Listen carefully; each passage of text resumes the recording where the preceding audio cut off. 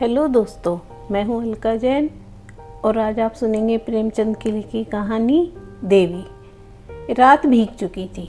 मैं बरामदे में खड़ा था। सामने अमीनुद्दौला पार्क नींद में डूबा हुआ था। सिर्फ एक औरत एक तकियादार बेंच पर बैठी हुई थी।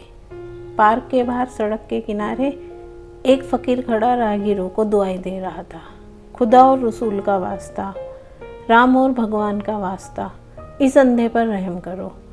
सड़क पर मोटरों और सवारियों का तांता बंद हो चुका था। इक्के दुक्के आदमी नजर आ जाते थे। फकीर की आवाज़, जो पहले कारखाने में तूती की आवाज़ थी, अब खुले मैदानों की बुलंद पुकार हो रही थी। एकाएक वह औरत उठी और इधर उधर चौकन्नी आंखों से देखकर फकीर के हाथ में कुछ रख दिया और फिर बहुत धीमे से कुछ कहकर एक तरफ चली गई। फकीर के हाथ में कागज़ का एक टुकड़ा नजर आया जिसे वह बार बार मल रहा था। क्या उस औरत ने उसे यह कागज़ दिया है? यह क्या रहस्य है? उसको जानने के कुतूहल से अधीर होकर मैं नीचे आया और फकीर के पास जाकर खड़ा हो गया। मैंने देखा 10 रुपये का नोट था। बोला 10 रुपये का नोट है, कहाँ पाया? मैंने कुछ और ना कहा। उस औरत की तरफ दौड़ा जो अंधेरे में बस एक सपना बनकर रह गई थी।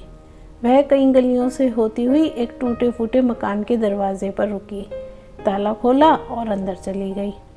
रात को कुछ पूछना ठीक ना समझकर मैं लौट आया। रात भर जी उसी तरफ लगा रहा। एकदम तड़के फिर मैं उस गली में जा पहुंचा। मालूम हुआ वह एक अनाथ विधवा है। मैंने दरवाजे पर जाकर पुकारा, देवी, मैं तुम्हारे दर्शन करने आया हूँ।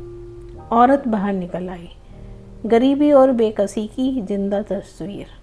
मैंने हिचकते हुए कहा, रात आपने फकीर? देवी ने बात काटते हुए कहा, अजी, वह क्या बात थी कि वह नोट मुझे पड़ा मिल गया था। मेरे किस काम का था? मैंने उस देवी के कदमों में सर झुका दिया। तो ये थी आज की कहानी। आशा है आपको पसंद आई होगी। अगर आपको कहानी पसंद आई हो तो मेरा पॉडकास्ट सुनते रहिए। धन्यवाद।